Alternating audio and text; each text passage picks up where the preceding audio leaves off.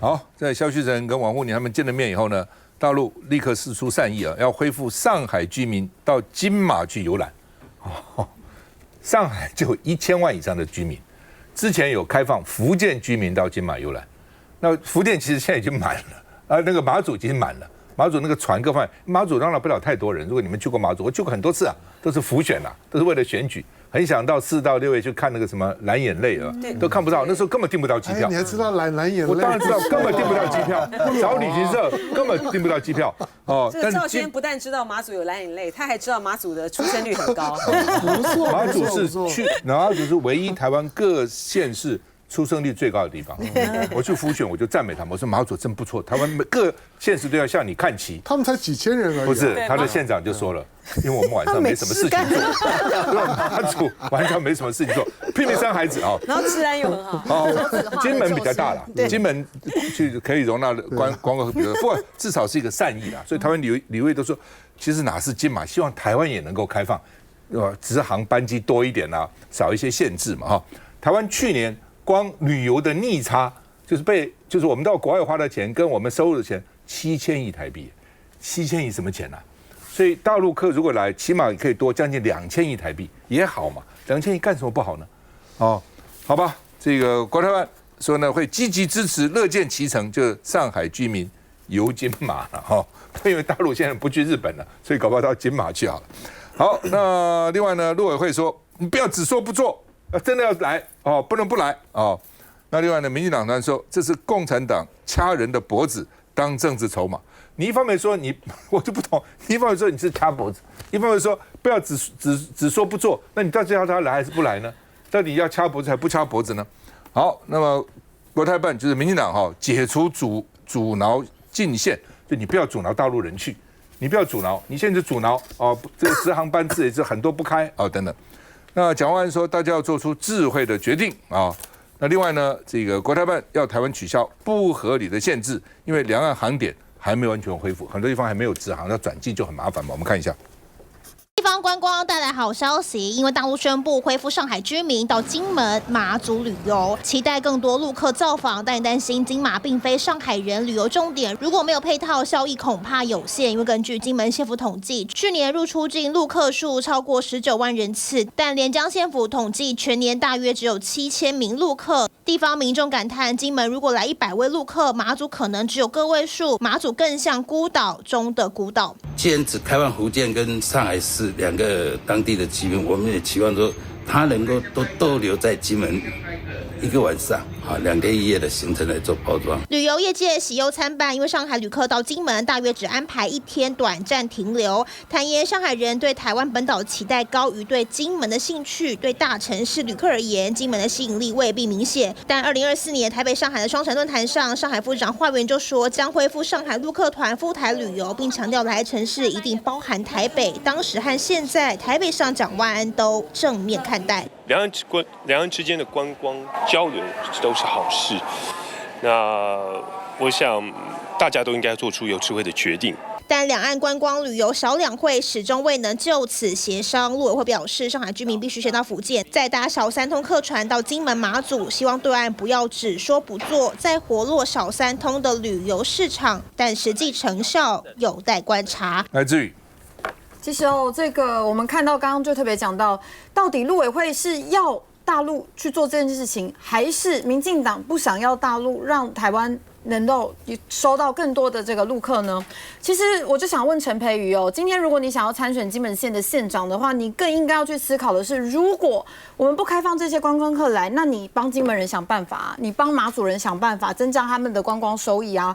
我去查了一下金门产业里面服务业占了72%，马祖更占了81%哦。那陈培瑜不是说想要选金门县的县长吗？为当地的居民生计想办法，提出一个具体的做法，而不是每次都拿着政治的理由说对岸掐着金门马祖的脖子。那你要想一个办法嘛，就像9·2共识一样啊，你们想不出比9·2共识更好的办法，那你们就想一个其他的方式，不要只会指着别人的鼻子说别人不好那我觉得更好笑的事情是，陈培瑜里面特别讲到他说，你说关就关，说开就开，就像共产党一样。请问你们赖清德总统的团结时讲，说讲就讲，说不讲就不讲，那他不也是像共产党一样专制吗？那更可笑的事情是，你们说国防要挺，结果呢，军人的加薪又不挺，那是不是一样说开就开，说关就关呢？面对到社宅内政的议题，你们说要盖。突然又说不盖了，说要盖要盖，然后呢说不盖就不盖，难道不也是专制的表现吗？这一次不管是在野或者是蒋万市长，国民党都很期待能够帮助金门马祖的民众，能够提供他们更多的产业的量能，提供他们民众的生计问题。然后我们看到是面对2026年的选举，民进党仍然只会停留在政治层面的互相斗争，从来不会从民生议题上面实际的好好的想办法解决。他们完全忘记自己是执政党，他们完全忘记自己应该作为一个执政党来为民众负责、想办法的一个解方，永远在两岸议题上面都只会指着别人的鼻子骂而已。来，玉祥，我觉得就是说，当然恢复旅游、恢复观光，对于地方来讲一定是一个好事。但就是说，恢复旅游、恢复观光，今天他说开就开，说关就关，这当然是有道理的嘛。他今天说可以开放金门跟马祖，那明天说要开放台北。那后天说要开放彰化等等诸如此类的，但他会不会后天他就讲说，金门马祖我觉得不 OK 了，我要把它关起来了。那接下来台北要把它关起来，接下来彰化要把它关起来，就这个是这个中国它跟我们台湾在相处上面，我们会觉得比较有疑问的一个部分。那当然我支持啊，就是说如果今天它是可以正常而且稳定，甚至于是一个可预期的两岸的这样的一个观光。我觉得绝对举双手支持，因为当然你今天有这个中国客来到台湾，对于台湾的地方产业，对于台湾的地方观光，甚至于地方的这些服务业等等，一定都会有创造比较多的财源。但是说如果今天它是一个今天我想到我要开放，我就让你开放，这样子当然对于我们来讲，那个不确定性、不稳定性当然就不够。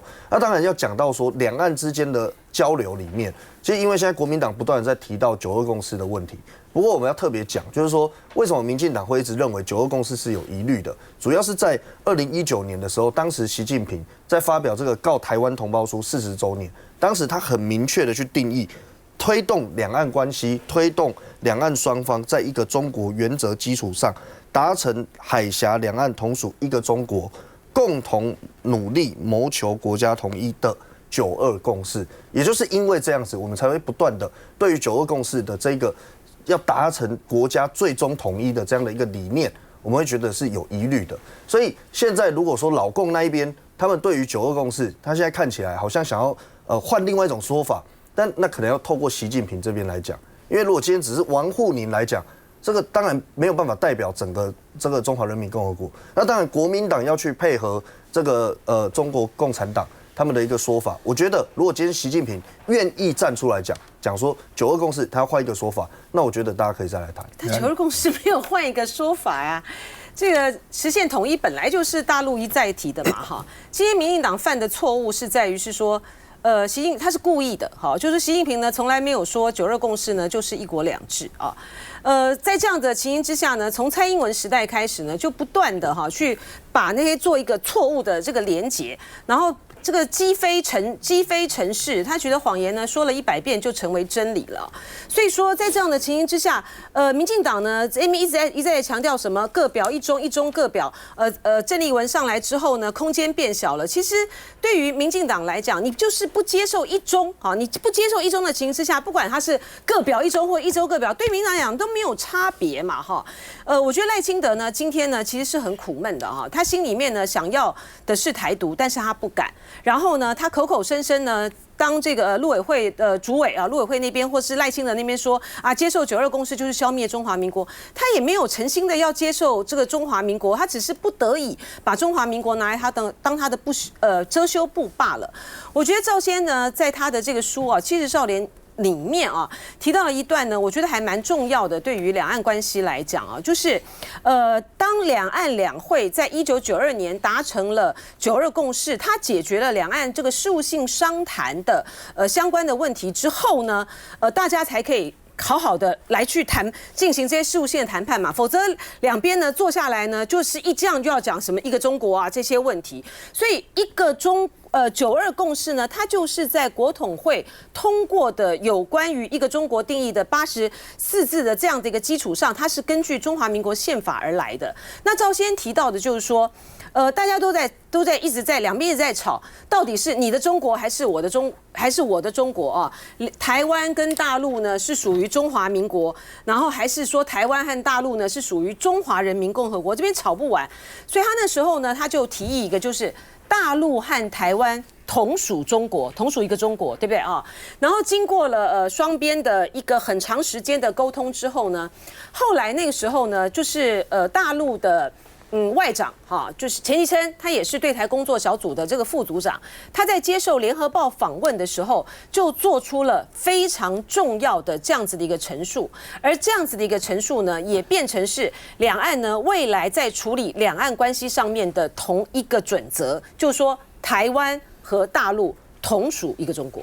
基本上这样的，这个故事是这样哈，就是说以前大陆常常讲世界只有一个中国，台湾是中国的一部分，就这样讲。最早的时候，那台湾人听着台湾人讲要对等啊，对不对？那么台湾是大陆中国的一部分，那大陆呢？大陆不是中国一部分吗？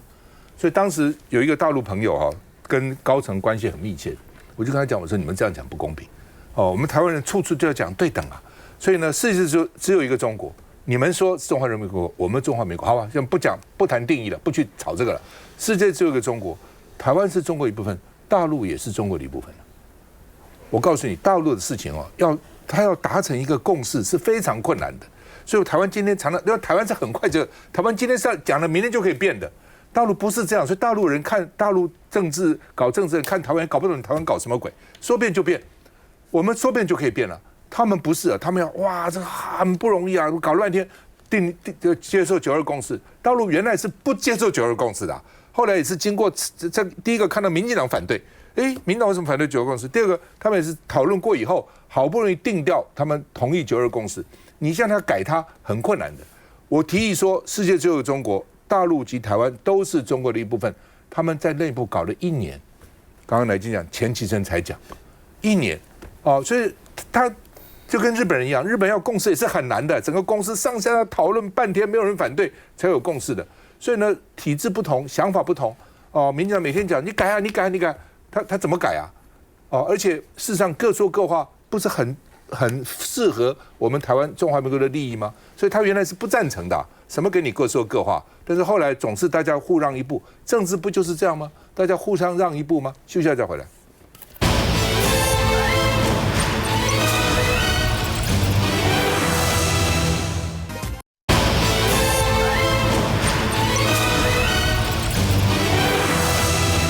好，李珍秀哦，为了民众党陆配，所以呢，内政部说不行，你一定要放弃这个大陆的这个国籍啊。那内政部说呢，拒绝给他机密文件。内政部也没什么机密文件哦，各部会有各部会的，其实只有外交国防有了。其实而且就说实话，外交国防那个机密文件也不是什么机密文件，真的机密他也不会给你。他给你只是下面写一个密而已，其实你仔细看里面有密什么东西啊？好吧，不管了啊。刘世芳说，内政部未来不会提供调阅机密文件跟个资。李珍秀说，不要把民生议题用密件拒绝，就是说没关系，你真的机密归机密，不要民生议题。而且内政部有什么机密呢？我看不懂内政部有什么机密。我在内政部立法院内政委员会做那么多年，召集委员也做过，我从来没有看到内政部有什么机密文件啊。好吧，反正就是羞辱你，就是告诉你我不给你啊。那因为他的国籍问题没解决，钟嘉宾说换板凳球员陈志涵来秀球技，为什么？接下来就是陈志涵了，他们是那个不分区的排名嘛哈。那陈佩瑜是他们的这个书记长说呢，没有中国护照怎么来台湾？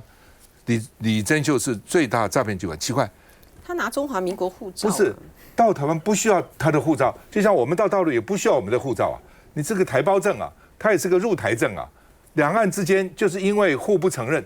哦，所以呢也不必拿护照。你到大陆什么时候拿过护照？不需要护照啊。哦，所以呢他也不需要护照来台湾了。来台湾，来台湾不需要护照的。所以呢，这个陈佩瑜，因为陈佩没搞过，所以搞不清楚。他以为要护照，不需要护照。陈委员，哦，林卓水说，为什么不肯定他愿意放弃大陆国籍呢？他已经去2次了，都给他办不成嘛。哦，说应该呢这个修法。就只要修法说唯一效忠台湾就可以了。他也宣誓了效忠中华民国哦。那而且他说他没有办过大陆护照啊，有可能他没有到国外就没有办过，他到台湾不需要嘛？我刚刚讲过，大陆国台办说两岸同处一中不存在放弃国权，就是不给你。哎，我觉得大陆也是那种死脑筋。我告诉你哈，民进党现在知道大陆不给，所以故意要李珍秀放弃。如果国台办说明天给了，放弃了，民进党会紧张了。他是不是匪谍啊？到底怎么替他这个网开一面啊？不是这样子吗？今天不给就告诉你说大陆根本不承认。哦，如果真的给了，民进党真的要担心大陆突然说好，太好了，我们陆配居然能够当立法委员，太好了，我们将来可以接触很多机密，我们让他放弃，给他证明放弃。民进党希望这样吗？这是因为大陆本身也是那种很僵化、很僵硬，它有原则问题，它不给你。否则的话，我告诉你，如果是民进党主政，是共产党的话，民进党搞不好就给了，那给你哦，不给，对不对？你给你才要担心。我最近在想这个问题，对不对？给你的话，你怎么办？你真的就让他当立委吗？那才奇怪了，为什么大陆都不给，现在突然给他了？沈波阳呛韩国瑜说：“你不依法这个解职他，就是渎职，渎职怎样？你告我好了，我是韩国瑜，就是不解他的职，怎样？哦，然后联合报社论说，李珍就是依法就职的，内政部跟陆委会在鬼打墙。陆委会原来还说他的了解没有一个人能够放弃成功的，哦，但不过陆委会说，哎呀，反正依法办，依什么法？两岸人民关系条例是特别法，国际法是普通法，没有读过法律啊，特别法是优于普通法，不是这样子吗？而且特别法又是后法，后法是优于前法，你怎么样都是应该按照两岸关系条例啊，怎么会按照国际法呢？而且两岸的关系条例是我在立法院提出来的，当时我最先提出两岸关系条例，后来才逼着行政院提出来，那是一个特别法嘛，好吧？盖洛普在全球调查100多个国家，他从1930年开始只做美国，今年突然做了全世界，就问说15岁以上他的抽样，每个国家抽1000点，抽样准的时候1000点就很准了。很多人说台湾2300万人才抽1000点，美国3亿人也就抽1000点。抽样准的话就是很准的，在统计学上是准的。说你最关心什么事情？台湾关心政治跟政府，占50%，全世界第一名。人家没有，人家都关心经济啊、民生啊这些。台湾正关心政治。第2名斯洛维尼亚34%人关心，第3名西班牙、美国1/3人关心，第4名南韩31%，第5名匈牙利28%，只有台湾1半的人15岁以上关心哦。所以政治是最重要的问题。我们看一下。首位具有陆配身份的民众党立委李珍秀，因为拥有大陆国籍争议持续延烧，没想到内政部长刘世芳接受专访时，明确表达拍板这件事情。目前我所知道，有些官员是说，如果有涉密的任何文件也好，或者是公务上面的话呢，就尽量不去满足他的需求。因为我们都知道，立法委员本来就可以调阅密件，对，那我们大概就是不去满足他的需求。我们内政部的话，我已经规范，凡密件以上都不能提供。但对李珍秀强调有想要放弃大陆国籍，但不被大陆公安局受理。对此，刘世芳认为佐证不足，因为仅有机票与申请资格。刘世芳强调，立法委员为国家公器，效忠对象必须明确，否则在两国发生冲突时，恐怕会产生严重的忠诚疑虑。来，香龙。我觉得李珍秀要撑着，撑着的目的倒不是为了撑给民进党看了。你不管是刘世芳也好，或者是赖清德谁也好，针对这种事情，我们不要期待他会吐出象牙，那是不可能的。所以他会讲什么，其实心知肚明。那有关于今天两岸的特殊的情况就应该有特殊的对待的态度。李珍秀本身具备中华民国国籍的积极条件，而今天你要去计较他是不是还有中华人民共和国的消极条件，你没有办法证明他有，他也告诉你他没有。政治现实上面大家也知道，一定要在这种事情当中呢去纠缠，那就真的是鬼打墙。那要鬼打墙，如果真的要做，那你就采取呢更强烈的行政动作。但是李珍秀要再撑一下，是因为我不知道大家觉得怎么样，我觉得他表现得落落大方。我觉得他在面对台湾的政媒互动的时候，我觉得李珍秀表现得不错，表现得不错，就让我想到就是说，如果大陆的官员都像是李珍秀这个样子，那中国共产党的感觉就不一样了。就是同样是大陆人，到了台湾之后，你发现他在政治场合当中的应对，其实线条是很柔和的。基本上面呢，我觉得见招拆招，到现在为止，我看到他的讲话，我觉得比质询他的，不管是民进党刻意的要去恶心他，或者呢一定要拿一些呢其实呢没有办法去解决的问题呢去困扰他，那些呢要高明很多。所以今天要在李珍秀的身上呢去大做文章，明明知道不是这个人的问题，但是呢一定要在这个人身上做文章，无非就是要凸显两岸。那没关系，你要凸显两岸，因为今年是选举年，就像我们刚刚谈到的赖清德讲的那个4个不变，那叫做棒腿安高薪。就是你明明知道4月份可能什么东西都会变。即使没有到4月份，你也知道川普现在把自己已经框进了今天的中美俄三国的关系，你就回到呢魏晋南北朝的三国时代的概念。《三国演义》大家都看很多嘛，你从《三国演义》的框架，现在重新去想中美俄的关系里面呢所存在的各种的变化的可能性。大家基本上面尔虞我诈，没有绝对呢谁相信谁，但是平常呢跟任何一方你都要保持沟通对话跟理解的能力，否则你连《三国演义》都没有办法写。那今天台湾呢最大的问题就是，连你最相信的川普都急吼吼的要到北京去，而全世界没有办法到北京的，除了高市早苗之外，就剩下你了。而台湾呢是在呢中美关系里面最危险的那一个，日本还没有危险啊，日本只是高不高兴而已啊。台湾呢是会在桌上会写在 menu 里面的，可是你在里面连一点发言权都没有，这是你赖清德作为台湾中华民国的国家领导人，你必须要负责的。我知道你没有办法呢接受所谓的两岸一家亲，我也知道你没有办法接受呢你是中国人，我也知道你没有办法接受9·2共识，但是你要讲4个不变，你骗谁呢？我们呢都已经知道，在两岸的这种的困境里面，你动弹不得，这些呢光喊口号解决不了事情。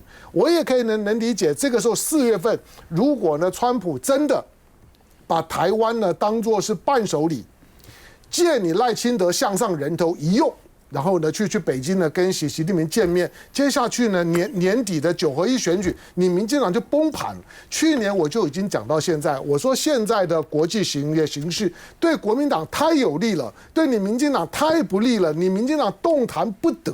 你跟美国所有的意识形态路线全部都背道而驰，而你今天在两岸关系里面完全呢没有办法呢伸展，你连讲什么做什么呢都不知道。刚刚呢讲到譬如说金马，我也这些问题其实呢都是相同的问题。请问你今天刘世芳，金马以主张台独的台湾民进党来讲，金马是你的吗？我从来没有听过哪一个主张台独的人说呢，金马呢是属于呢台独的范围。金马本来就是福建省，不是吗？大陆呢，只不过你今天呢是窃占大陆国土，窃占了中华人民共和国的金马，那是福建省，他到福建省去观光，你就放手让他去就好了嘛。今天呢，马祖已经是福州的一日生活圈，每个人都知道去马祖最方便的呢，不是从台湾飞马祖，而是飞福州，再搭船呢到马祖最多、最快、最安全。飞金门也是一样，飞厦门之后呢，再到金门是最方便的。那都已经是2个一日生活圈，何必要去为难这些你不想要的土地上面的人民？没有必要。你看王一川呢，碰到谁？碰到呢这个陈玉珍的时候，中国人滚回去，中国人滚回去。他是金门人，我告诉你，我在金门的时候，我第一次听到呢金门人说台湾人滚回去。那个时候是我当兵的时候，我第一听到我还觉得蛮震撼的呢。我就之后我碰到董志生，我常常跟他讲这件事。我说金门人很带走，生活在台湾，一天到晚被人家说你中国人滚回去，可到金门，我突然听到金门人说你台湾人滚回去，那种的感觉就是他的认同，他跟你讲闽南语，讲同样的呢，讲你听得懂的福佬话，可是他的想法跟你是不一样的。台湾要解决政治问题，那个问题都在民进党的脑袋里面，都在赖清德的脑袋里面。你现在的这种的思维4个不变，你回家烧香骗自己可以，可是你会把台湾给害死。休息再回来。